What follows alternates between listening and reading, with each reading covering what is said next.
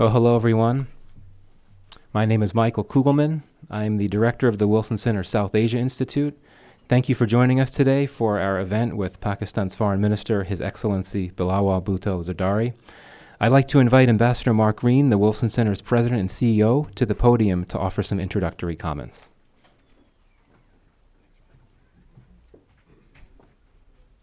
Thank you, Michael, and good morning and welcome, everyone. So, as some of you may know, the Wilson Center was established by Congress itself some 5 decades ago for the purpose, in their words, of strengthening the fruitful relation between the world of learning and the world of public affairs. What that really means is that our currency is knowledge, our focus is independent analysis, and our purpose is developing options and counsel that decision makers can trust. We are scholarship driven. We look beyond headlines, beyond sound bites and social media to help our audience better understand today's world. And that's why I am delighted to welcome Pakistan's Foreign Minister, His Excellency Bilawal Bhutto Zardari. It is great to have you here. The Foreign Minister has been long associated with the Pakistan People's Party. He became chairman of the PPP in late 2007, soon after the assassination of his late mother, former Prime Minister Benazir Bhutto. He was first elected to the National Assembly in 2018, and in April of this year, he became the country's youngest ever foreign minister. The foreign minister has brought with him a delegation of senior dignitaries, including Minister of State for Foreign Affairs Hina Rabbani Khan, some of her senior colleagues at the Foreign Ministry, as well as Pakistan's ambassador to the U.S., Masood Khan, my good friend, and several of his embassy colleagues. A warm welcome to all of you, and a warm welcome to everyone who is here in person or online to join us for today's important discussion. Any conversation these days about and with Pakistan, of course, must begin with our expression of sympathy and condolences for the challenges that Pakistan continues to face as a result of the historic floods. The scale of the damage is unimaginable. 33 million people affected, nearly 8 million people displaced. Right now, more than 3 million children and thousands of pregnant women are in immediate need of assistance. I know from my time leading the U.S. Agency for International Development just how destructive floods can be and just how long the road to recovery will be. And so I am confident that the U.S. will continue to stand with Pakistan in its time of need, but I'm also confident in the character and resilience of the Pakistani people. The road ahead is not an easy one, but my money's on the people of Pakistan. It is great that the U.S. government has responded as quickly as it has and as generously as it has always done for Pakistan in its time of need, whether it be the 2005 earthquake or the 2010 flooding, or again, the challenges of today. The Biden administration sent a senior interagency delegation to Pakistan, and we have since seen USAID working to bring badly needed supplies to the hardest hit areas. I always bring up the response because people sometimes don't realize the complexity of the challenges that Pakistan will face. It isn't merely about the money. We always stand with our friends financially in times of need. Pakistan has tremendous capacity and an intellectual and technical might, but the scale of these floods exceed any possible capacity or preparedness. And again, we look forward to working so closely with you in the time ahead. The assistance in this relationship renewal is coming at an encouraging moment in Pakistan's relationship with the U.S. And perhaps that's one very small bright note in this time of darkness and tragedy, how closely we are working together and how much this reminds us of shared values and shared principles. But of course, the relationship with Pakistan, which is very important in so many ways, is about much, much more than responding in times of humanitarian need. We are starting to see, more than a year out from the U.S. withdrawal from Afghanistan, the contours of a new type of U.S.-Pakistani relationship, one that focuses on more than merely security issues. Our new ambassador to Pakistan, Donald Blom, recently announced a new bilateral health dialogue. More and more high-level exchanges are taking place to discuss trade and investment and shared interests. The top State Department official focused on investment, Special Representative for Commercial and Business Affairs, Bilawal Saeed, who happens to be a Pakistani American, spent several days recently in Pakistan exploring some of the possibilities in the relationship. All of this is very encouraging. I must say that the U.S.-Pakistan relationship and Pakistan more broadly are major priorities for us at the Wilson Center. We have a long legacy of careful and nuanced research and scholarship on Pakistan. We have in our ranks former ambassador to Pakistan, David Hale, a scholar with us at the Wilson Center. We also are expanding this work in coming months with a brand new Pakistan initiative, which includes a new Pakistan Fellowship Program. It will be housed in our new South Asia initiative, which is led by my colleague, Michael Kugelman. Enough of me. You are not here to hear me speak, so I look forward to, like the rest of you, listening to the foreign minister share his thoughts about the U.S.-Pakistan relationship and on Pakistan's foreign policy priorities more broadly. But first, I turn things back to Michael Kugelman. Thank you.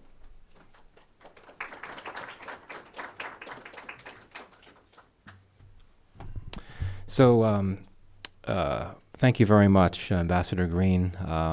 We really are delighted to welcome the foreign minister. He will offer some remarks, and then he and I will take a seat at the table and have a conversation before we open up to questions from the audience. So with that, I'd like to invite the foreign minister to the podium for his comments.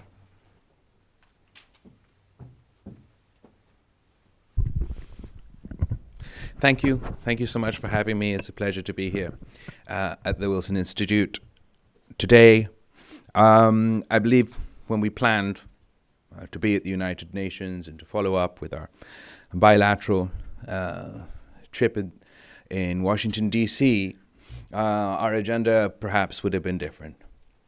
But by the time I was making my way to the United States, the ground realities in Pakistan had fundamentally shifted. As a speaker before me noted, these are no normal monsoons and no normal floods. We are used to monsoons. We are used to floods.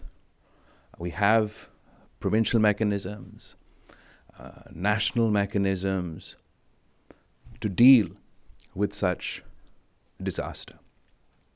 What we were not prepared for was for floods to descend from the sky, to form such a large body of water in the middle of our country that could literally be seen from space,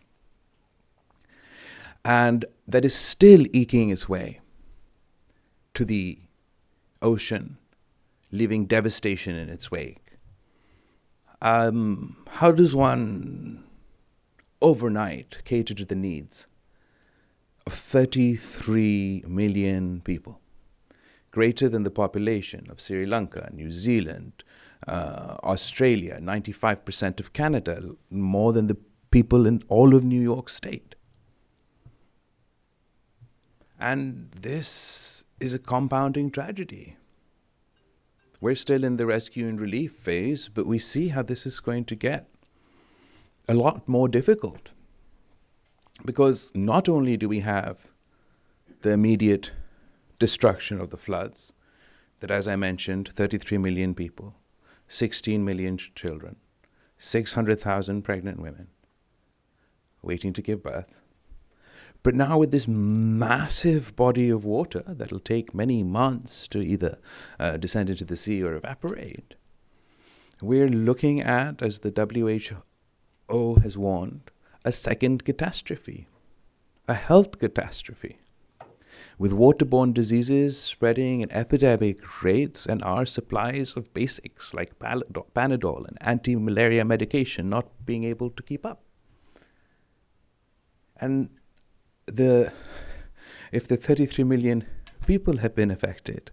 I mean, if you've seen the images, I'm sure there's been videos on social media, etc., of the masses of mosquitoes rising from these waters and forming large clouds above. It is truly an apocalyptic scene. Now, not only do we have the flood climate catastrophe, the health disaster, but at least 4 million plus acres of standing crop or cash crop was destroyed in these floods. The income of small farmers was largely agricultural areas where we have been affected. And one often looks at the images on TV, particularly from far away, and there's this impression that these are all incredibly, impoverished people, and absolutely Pakistan has a problem with poverty. But I must explain that amongst those 33 million people, the large majority of which were not impoverished before the floods. They were earning their way. They were taking care of their families, of the earnings of their lands. Now they are homeless and impoverished. And the devastation on the standing crops mean that now we're going to face food insecurity. We all know we were anyway threatened with that because of Ukraine and supply line issues. Now there's a serious threat. And anybody who's been following Pakistan particularly closely while all of this was happening, they'll know that we were in a very difficult, like everybody else is in a very difficult economic situation. But we were in a particularly perilous economic situation because of some decisions that had been taken in violation of IMF program that our finance minister was on record as saying Pakistan was in danger of default. And we had managed to pull us back from the brink and get our second tranche, agree to the new tranche and extension from the IMF. And that money literally came in the middle of August as the rains were descending. But all those estimates, all those figures might as well have been washed away with the floods as well. So we're staring at an incredibly difficult economic situation as well. Now, as the speaker before me mentioned, the people of Pakistan are incredibly resilient. We have time and time, in fact, they've been far more resilient than they need to be. But this is not a crisis of their making. We contribute, Pakistan, 0.8% of the global carbon footprint. And literally, the 33 million people of Pakistan are paying in the form of their lives, in the form of their livelihoods, for global warming that they didn't create. So as the UN Secretary General has stated, this is not about charity. This is about economic justice. And we've heard time and time again about how the country I'm standing in, Europe, all the great powers are combating climate change, are not only taking climate change so seriously themselves, but are championing the cause around the world. We hear about the Green Climate Fund and $100 billion annual commitment to fight climate change. Well, guess what? When your country is drowning in a 100-kilometer lake and a third of the landmass of your country is underwater, you find out there's no money. There's no international financial infrastructure to deal with the calamity of this scale. There is the loss and damage is a conversation we're still debating about happening. And that is incredibly frustrating. But now this is the opportunity in this crisis. That Pakistan's message is, that it is us today, it could be anybody else tomorrow. And while we work to ensure we get the funds for our rescue and relief, while we have a clear vision about how we don't only want to reconstruct our reconstruction and rehabilitation place to take place, but we want to do so in a climate-resistant manner, a greener manner. Yes, we too aspire to build back better. So while we have that clear vision, and we engage with international financial institutions, and there's novel ideas to discuss with, rather than the great powers, we should say the great polluters, to discuss with the great polluters about debt swap and other mechanisms that may help us here and now. What we have to do is ensure that while there was no script for us, while there was no ready-made plan for us, that the next time this happens to some other country, we are more prepared.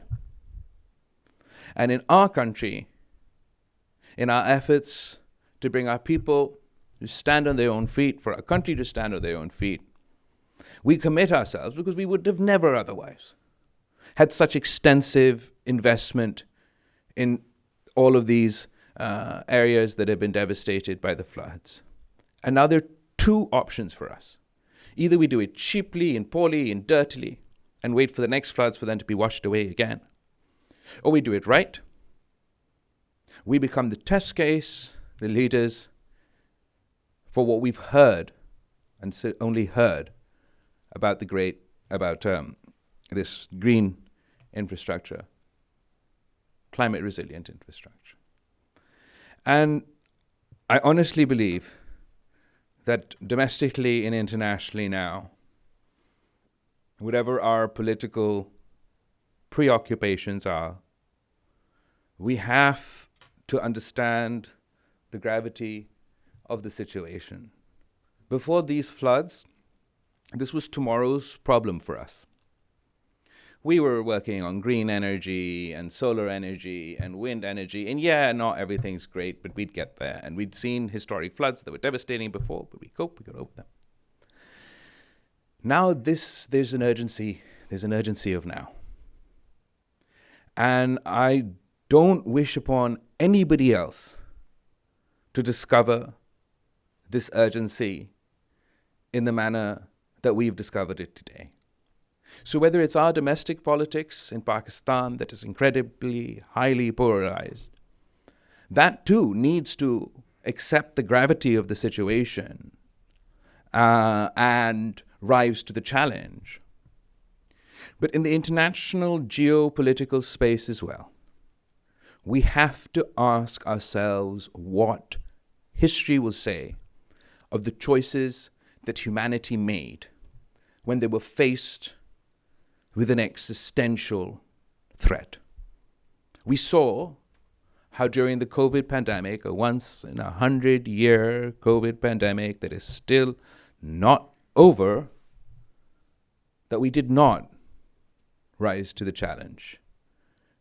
It would have been incredibly inspirational if we had seen the President of the United States stand with the President in China and announce how we, as the human race, would defeat this existential threat.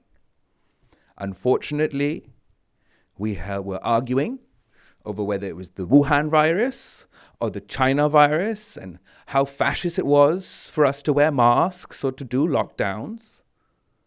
And we suffered as a result, and we are still suffering as a result. We have a climate catastrophe that is spiraling out of control. The 10 most climate-stressed countries, out of which Pakistan is one, have contributed negligibly to the overall carbon footprint, but they are going to be the frontline victims. And this is what history will ask us, that while our planet was burning, while we were being warned time and time again, from Gore to Greta, that the climate is in imminent danger, do we choose to ignite new conflicts, provoke new tensions, busy ourselves with the conflicts of man? Or did we rise to this occasion? And let me be absolutely clear. We will not overcome climate change. We will not save our planet if China and the United States do not work together on climate. Everything else can wait. Every other conflict, every other dispute. We'll all fight amongst ourselves if there's a planet left to fight over. Up until then, there needs to be an awakening that this is the time for unity, this is the time for multilateralism, this is not the time for war. Imagine the carbon footprint of Ukraine. I mean, this is an absolutely, I can't condemn, but farcical series of events. You can't lecture on climate, on green energy, on how we must work together while we continue to engage in conflicts. And I honestly have insisted and will continue to insist that the path to peace is through dialogue and diplomacy.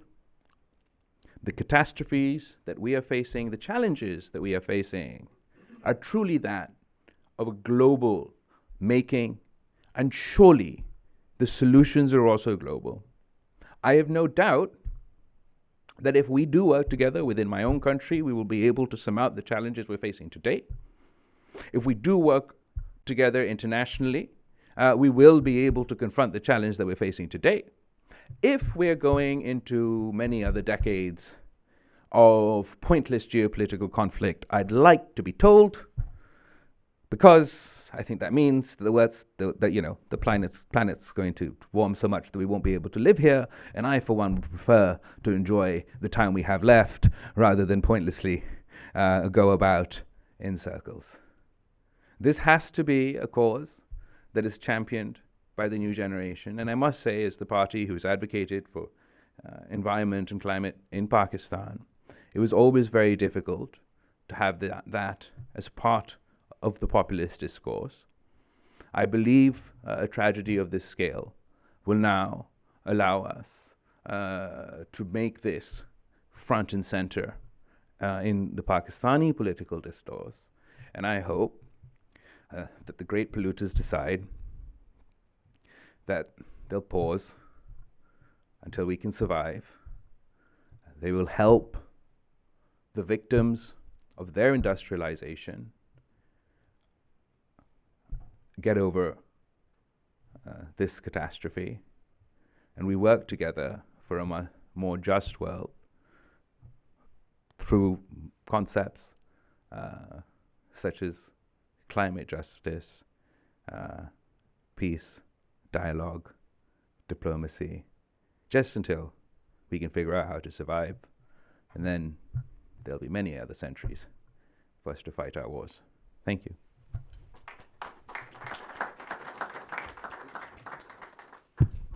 Well, thank you very much, Mr. Foreign Minister. I think you very eloquently articulated these challenges that Pakistan faces, particularly related to climate. I wanted to pose a few questions to you. One, following up what you said in your comments. Last week, I believe it was, in one of your public engagements, you spoke about the need for a green Marshall Plan for, I believe you said that, extensive investments in Pakistan over time to make it a more climate resilient place. So it's an admirable idea, one that many would support, but it's also a very ambitious idea, and I would argue that it might be a hard sell. So I would ask you, what is your pitch to the international donor community and to the world on the whole about why it's worth making such major financial investments in Pakistan, a country that's struggled with corruption? Can I turn on your... It's on. Okay, sorry. Yeah, please. So what's your pitch to the international? First of all, thank you. I spoke at on the sidelines of COP 27 And I must say, I was inspired by the pleas by small island nations and other countries who are literally advocating for their own survival. I understand that the Green Marshall Plan will not have any buyers in the current Congress, but that doesn't mean that I shouldn't advocate for what I believe is the solution. And actually, I never pitched it specifically for Pakistan. The conversation, and as I said, inspired by the very passionate speakers along my side at this COP conversation, was that what is necessary, particularly for climate-stressed countries, who even if they put their entire budgets to this cause, would not be able to survive the catastrophe of climate change, is the concept of a Green Marshall Plan. And the idea being that not only do we prepare, make ourselves climate resilient, adapt, mitigate, lead our energy transition. I also believe that, once upon a time, the United States used to take such a prominent leading role in the world. And I believe that today, too, you have the skills, you have the technology, you have the finances, you have the ability to champion this cause, not lead it alone, but champion this cause. And create an impact in the way that there's the talk, but the talk is followed up by action. This concept of a Green Marshall Plan is just a vehicle or a suggestion. It is the President of the United States, and I think it's the G7, and everybody's stated objective to want to build a climate resilient infrastructure across the world and lead the transition. So I think it meets really well the stated position on climate and a practical path forward. I also think that this, while the government-to-government stuff and the public sector stuff, there's a room for that, to be able to reach the scale of the work that needs to be done, we have to engage the private sector. Then there's an opportunity for the private sector domestically and internationally, given the various global challenges, to create new partnerships for new investments in infrastructure on a global scale. And the commitment to finance is also already there. It's not what I came up with. I mean, COP26 happened before I was foreign minister. And so there was supposed to be this idea of $100 billion annually coming somewhere. And I believe that even if we can't put our money where our mouth is because we're spending it in other places, there's still ways and means and options for us to find ways to come up with the financing. There's the a debt swap suggestion that is not mine, but that of the UN Secretary General. I mean, he was speaking in the context of UN sort of sustainable development goals and how we've been completely knocked off post-COVID and everything else. And his suggestion is that there's a debt swap for to be able to finance that infrastructure.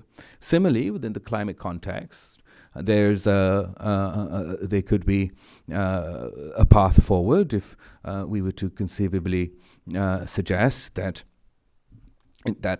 target that everybody is, or whoever is committed to, that they would raise $100 billion a year. If they're not coming up in actual cash, you can do it in a debt swap format and count it towards your climate debt. And finally, on your point about corruption, I mean, corruption is everywhere all across the planet, particularly here where I am in the United States today. It doesn't mean you damn the people of those countries to the consequences of climate change. It is our responsibility, absolutely, to come up with mechanisms that are more transparent, that give investors and donors confidence in what they're doing. I think right now, where we are actually physically in the middle of a crisis, it's difficult to come up with that infrastructure, but going forward, something that I talked about with the Pakistani American business community here today was a suggestion to employ new technology where we can trace your donation or your commitment or your expenditure sort of from the time you donated to the source, and we talked through ways about how to materialize that and what would be possible. But fundamentally, corruption exists, waste exists, all the awful things in the world exist. We still have to deal not only with an actual natural disaster, but the consequences of climate change. Mm-hmm. Thank you. So just a few questions beyond the issue of flood relief. I know that's your immediate goal, as it should be, but just a few broader foreign policy questions for you. Starting with the U.S.-Pakistan relationship, it appears to have experienced some momentum. You, of course, met with the Secretary of State yesterday. What are some specific areas where you think the two sides can cooperate moving forward? So I'm incredibly encouraged. This is as I said yesterday in my talk at the State Department, that it's, diplomacy is back, and that's incredibly heartening.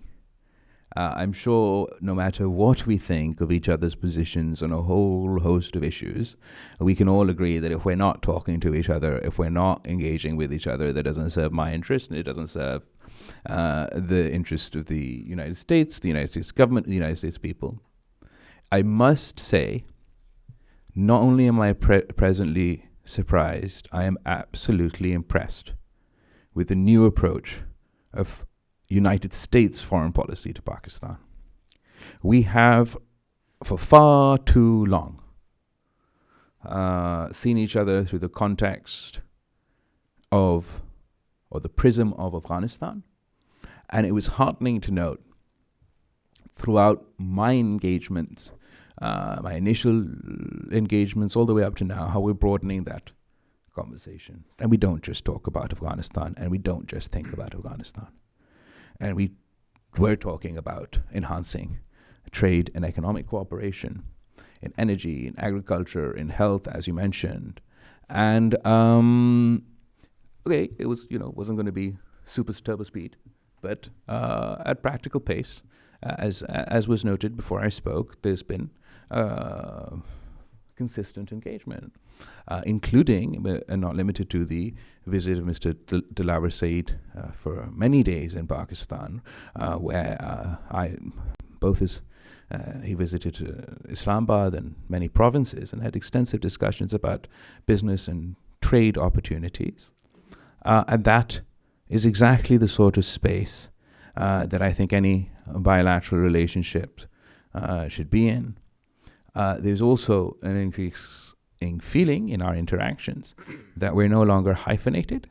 So we're not AFPAC or PAC India, PAC US, and I think that's a good thing.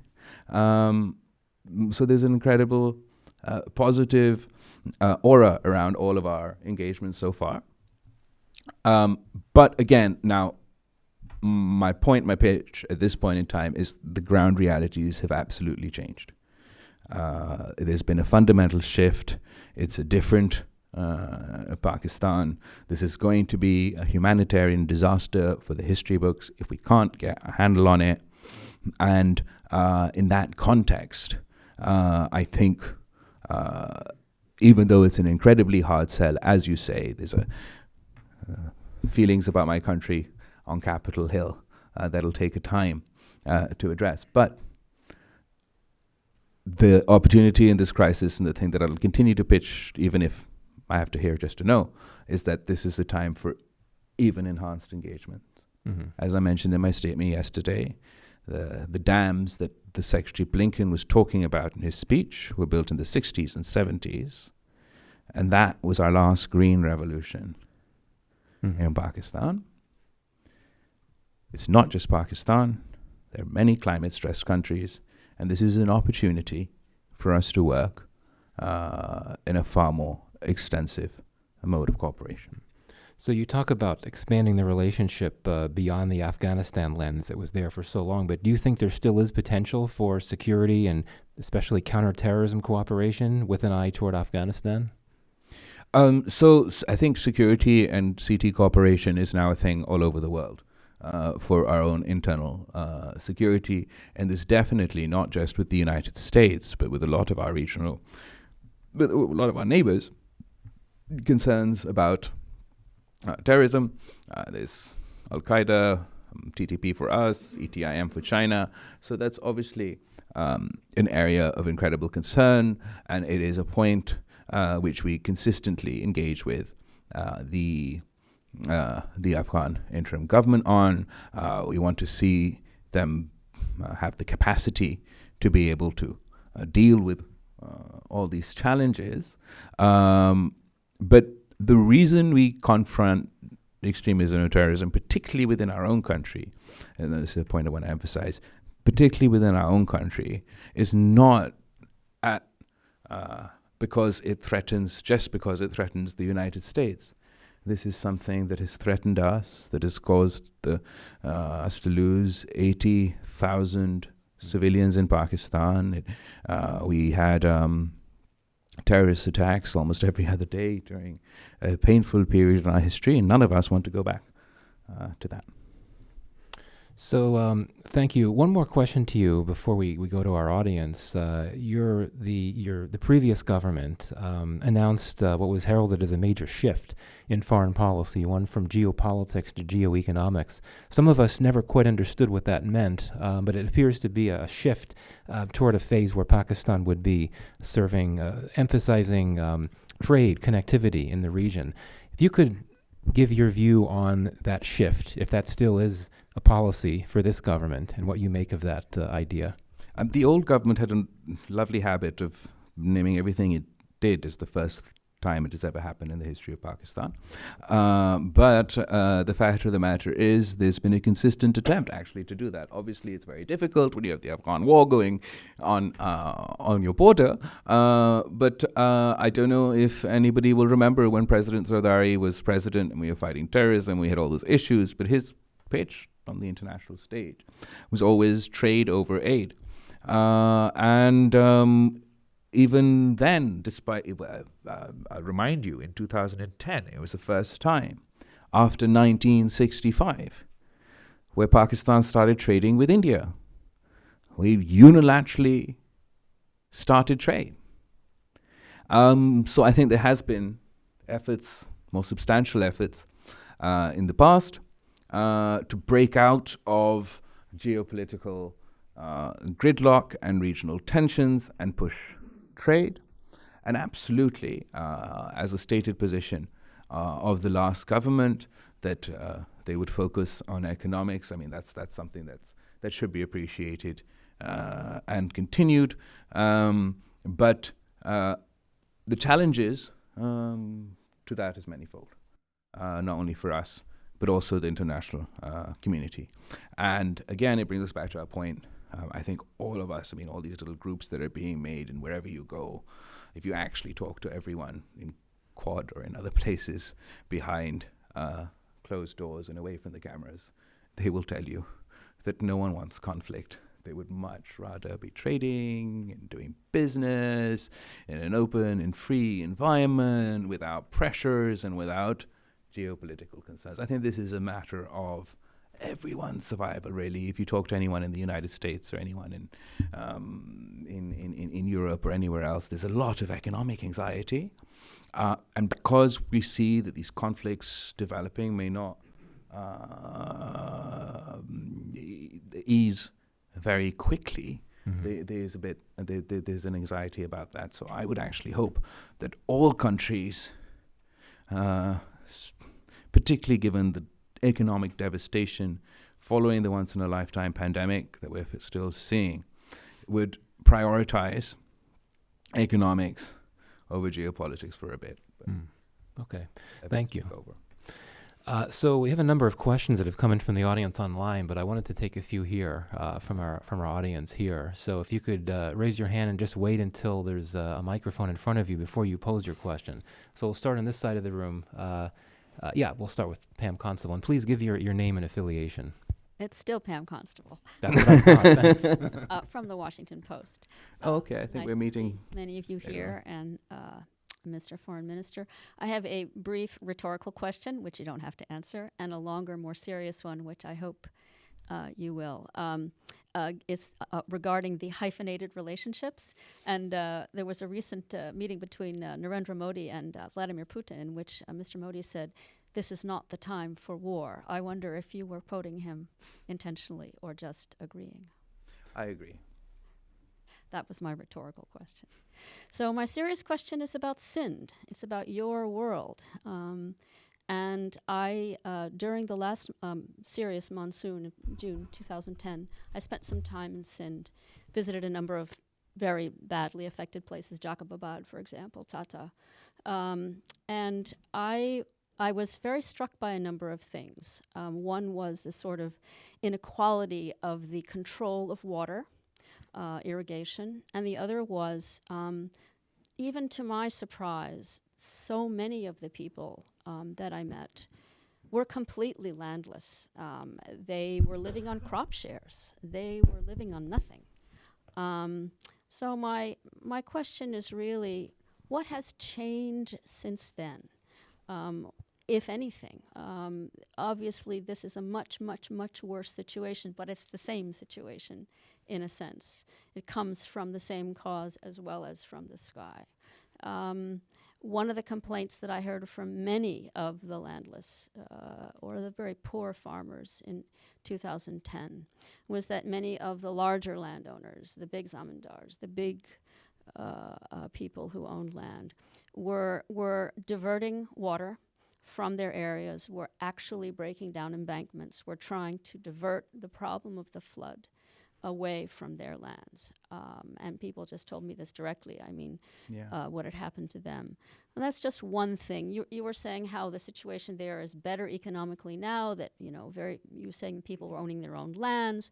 I'd like to know what has changed in those last 10 years, Thanks. particularly regarding flood Sure. prevention Perfect. and help. Thank you. Very comprehensive question. As far as the comment that I had made that everybody was not poor, is this the 33 million people? So there's a percentage of that were below the poverty line, and there's been a number of challenges to our fight with poverty. But what these floods have done is overnight, it's not just the landless or the incredibly poor who are obviously outsizely effective. What I was trying to communicate was that the small farmer, the small business owner, the ones who were eking out a living before this, they too have been impoverished overnight by this devastation. As far as combating poverty in Pakistan is concerned, we've actually had a positive story to sell on that for a couple of reasons for quite some time.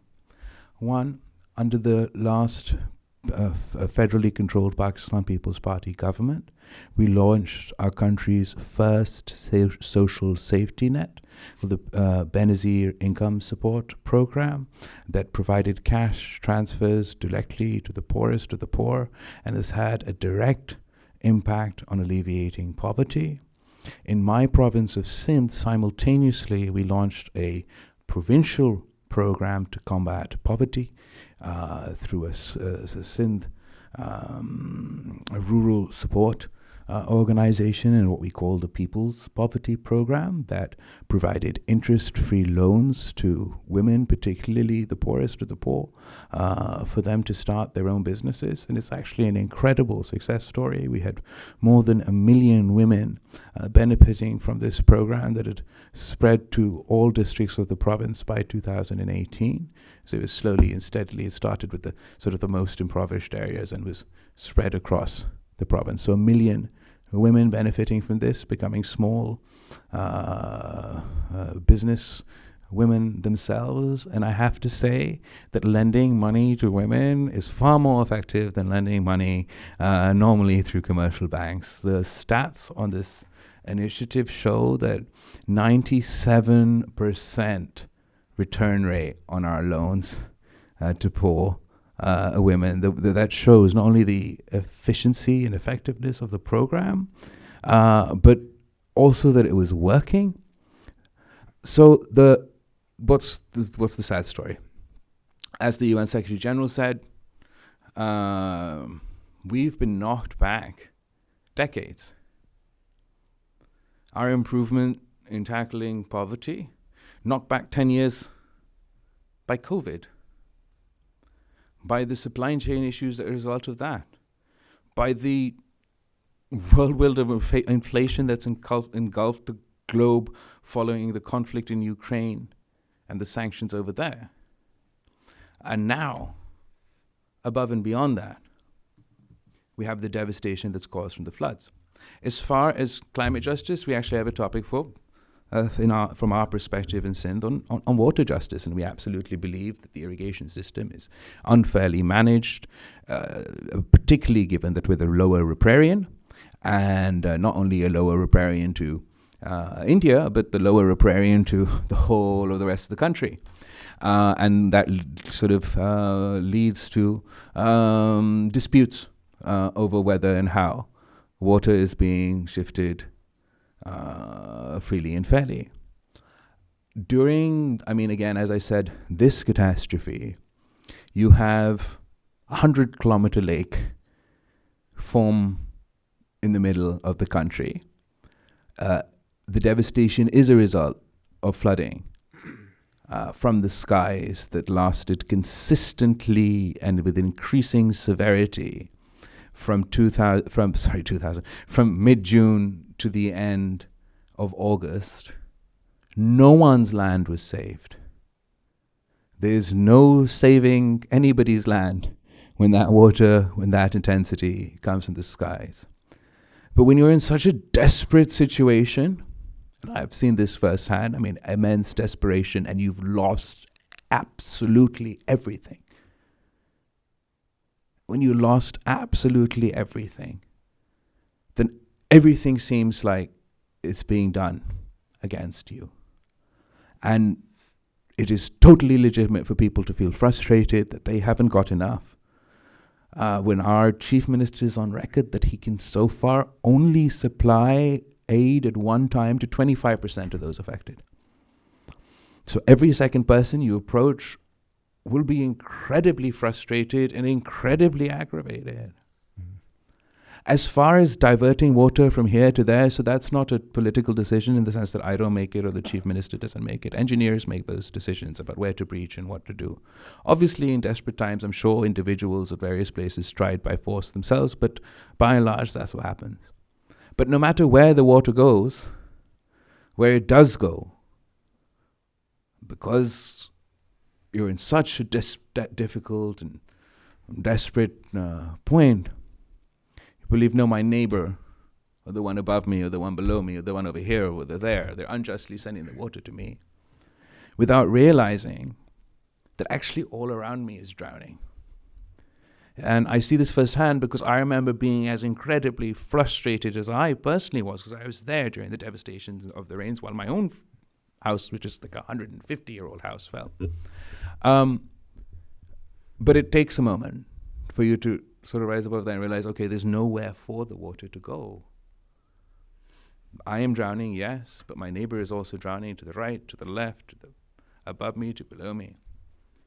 But the level of frustration, the level of desperation, but then and now, leads to word of mouth, traveling at these sort of accusations that one did to the, even sort of in the old floods, one was a riverine flood, the other one was a flooding from the monsoon flood. But this one is of such a scale, but you still hear many of the same things. Thank you. I want to take a few more questions together from here, and then I'm going to throw in a few from the audience. So we'll start with Waj, and then we'll come to the front to Akil. I was looking for you in New York, and you were nowhere to be found. You've got to talk to your staff, Foreign Minister. Okay. I've been stalking you. I was at the press conference where you caught me last time. I was like, oh, Waj's not here, but okay. Well, I've been trying to chase you and find. Nice to catch you. Thank you. Same here. Welcome to Washington. 2 questions.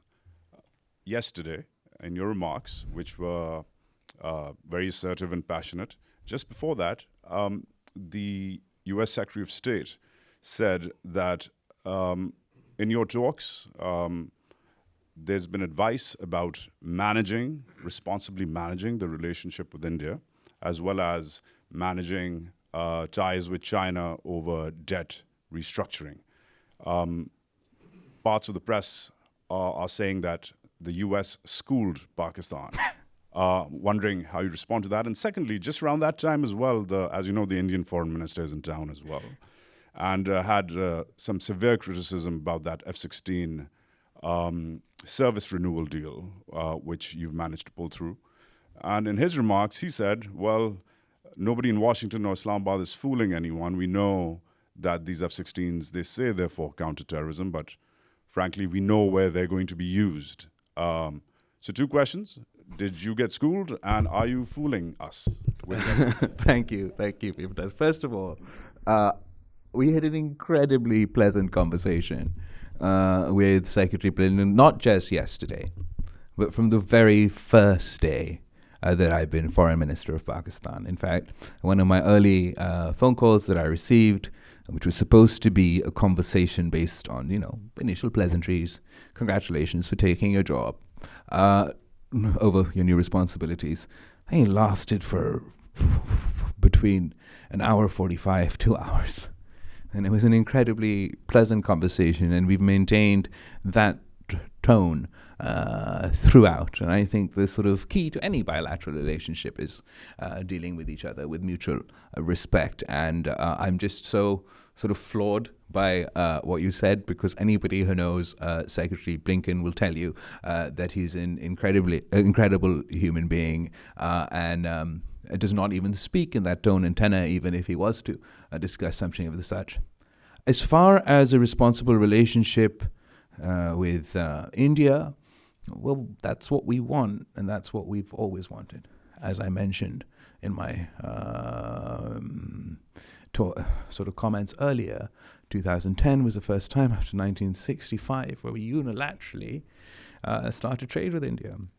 We took the political hit, touched the third rail of Pakistani politics, had the Defy Pakistan in every alphabet of basket of deplorables,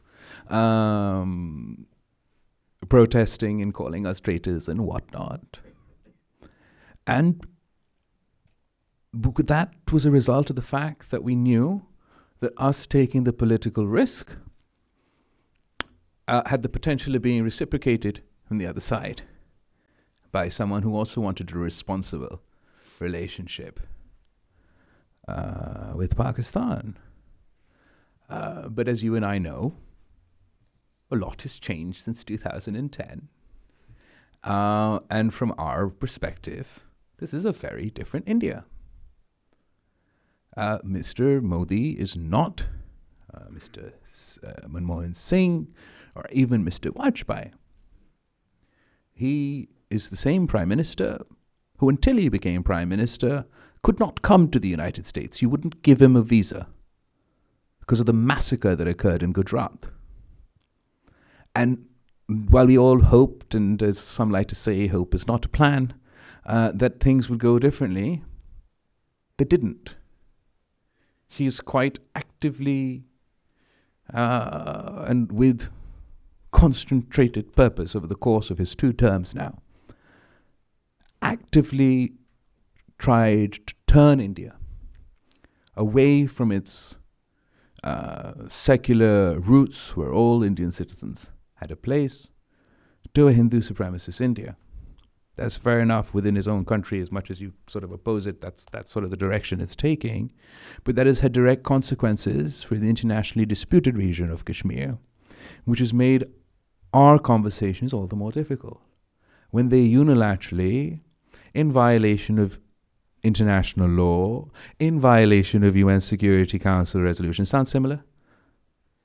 Unilaterally undermined the internationally recognized disputed status of Kashmir. The only portion, a piece of under their control, that still has a Muslim majority was Kashmir. And since August 2019, they have been violating international law and proactively converting that Muslim majority into a minority in their own land. And that makes it incredibly difficult for us to engage. We definitely want, particularly the younger generation, to live in a peaceful neighborhood. We're not as burdened by the baggage of history. But to have a reasonable, responsible relationship, you need responsible, reasonable neighbors. And at the moment, the space is the space hasn't been developed. Well, thank you. In the few minutes we have left, I wanted to go to Akil here, and then there's one or two questions I wanted to throw from the online audience. Sure. So please. F-16? Sorry, I mean, yeah. come on. Obviously, the Indians are upset. They're going to be upset about it. Let them be. Kya kare? Akil Shah, I'm affiliated with the Council on Foreign Relations. I'm sure you're keenly aware that the sort of toxic polarization within Pakistani politics, spearheaded by what you've called the selected former Prime Minister of Pakistan, not only has detrimental effects on Pakistan's democracy and its democratic institutions, but also in its foreign relations. So I'm wondering how that pernicious polarization, even around the issue of the floods, which he has sort of played a sort of spoiler role, how does that affect your ability to engage the international community, especially the United States, which he has accused of regime change? And two, given that domestic polarization, as the head of a political party, can you identify a couple of mechanisms or ways that we can deal with that polarization? Because it's a matter of not just domestic politics but also foreign policy. Thank you. And Thank you. before you get to that, a number of people online asked about Afghanistan. So if you could just talk about Pakistan's approach to how it wants to deal with the Taliban-led Afghanistan, and especially the TTP issue. I'll get to that. Yeah. Polarization. Luckily for foreign policy, most of the world is happy to ignore Imran Khan, and that really, no hiccups in foreign policy with anywhere that we engage with. As far as domestic politics, you're absolutely right. It's incredibly destructive. This has been particularly my perspective, not only now from when we're in government, but also when we're in opposition. And frankly, democracy only works if we all want it to work, and particularly as fragile the democracy is and as difficult our history in Pakistan, we'd gotten to a place where things had just about started to function. Sort of not so pretty, but democracy isn't pretty anywhere. But we had the institutional, normative, constitutional, rights-based progress that had taken place between 2008 to 2013, and even a bit between 2013 to 2018. So it was the most democratic space, perhaps, that Pakistan has seen for a lot of its history. But with this overtly, particularly his own style of exclusionary politics, it's us and nobody else. Like literally a third of the country can be drowning and it doesn't matter. I will continue to do my political shows everywhere else where it is dry. That's the sort of inhumane sort of level that you're brought to when you talk about exclusion, us versus them, otherize your opponents to the extent that literally when they're drowning, you will still prefer to do politics, is incredibly difficult in Pakistan's context, but it's also not a uniquely Pakistani problem anymore. And the scariest thing is that we've seen even a country as great and as old and as far as its democratic traditions are concerned, a 200-year-old American democracy. And if everybody doesn't just want the basics to work, if they think that the rules are for everybody else but the rules are not for me, then even the light on this, shining city on the hill begins to dim. And that's incredibly terrifying, honestly. That you could have 200 years of institutional democracy and it can falter.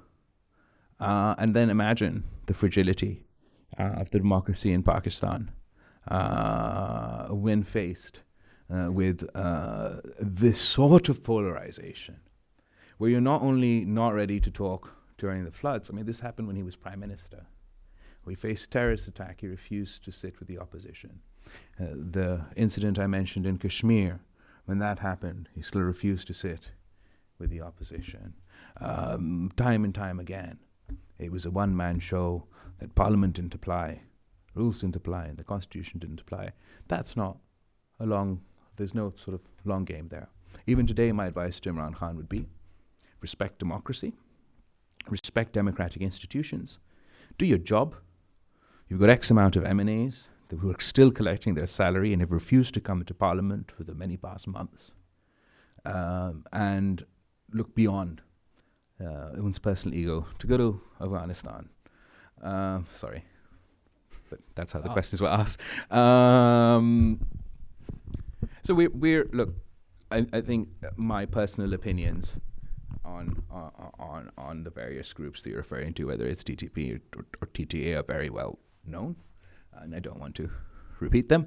But even I, particularly in the context of what I do, I'm a proponent and an advocate for engagement with the interim government in Afghanistan, and because I believe that if we repeat the mistakes of the past, wash our hands of the disaster in Afghanistan and say that this is not our mess, then it'll become an even bigger mess, not only for us, but for everybody else. If we don't engage, we will not be able to ensure an expansion of rights for women. If we don't engage, we will not be able to ensure that the issue of sort of the functioning of terrorist groups is tackled in the way that it needs to be tackled for the international community to be safe and secure, or any other positive that you want out of Afghanistan. And in fact, I'd go as far to say that if we do disengage, and particularly the economic situation exacerbates over there, rather than seeing an expansion of rights, for example, for women and girls, you'll see a contraction of those rights, because we've seen throughout history, particularly theocratic, autocratic regimes, that when the economic times are tough, when the people are hungry, they look for distractions. And there has been, throughout time, a contraction of rights during this time rather than an expansion. And on the resurgent threat of the TTP based in Afghanistan, talks didn't work, and that Taliban doesn't appear to be curbing. What's next? Do they ever? No, they don't. You're correct.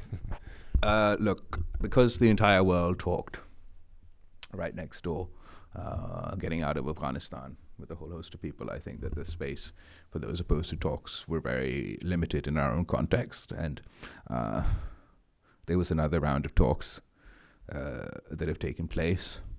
Out of that, the one thing that was sort of a little bit of a breather was the announcement that there would be a ceasefire from their side on this issue, which I think was positive, given this steady uptick, not significant uptick, but there's been a steady uptick sort of post the fall of Kabul compared to pre the fall of Kabul about the level of terrorist activities over there.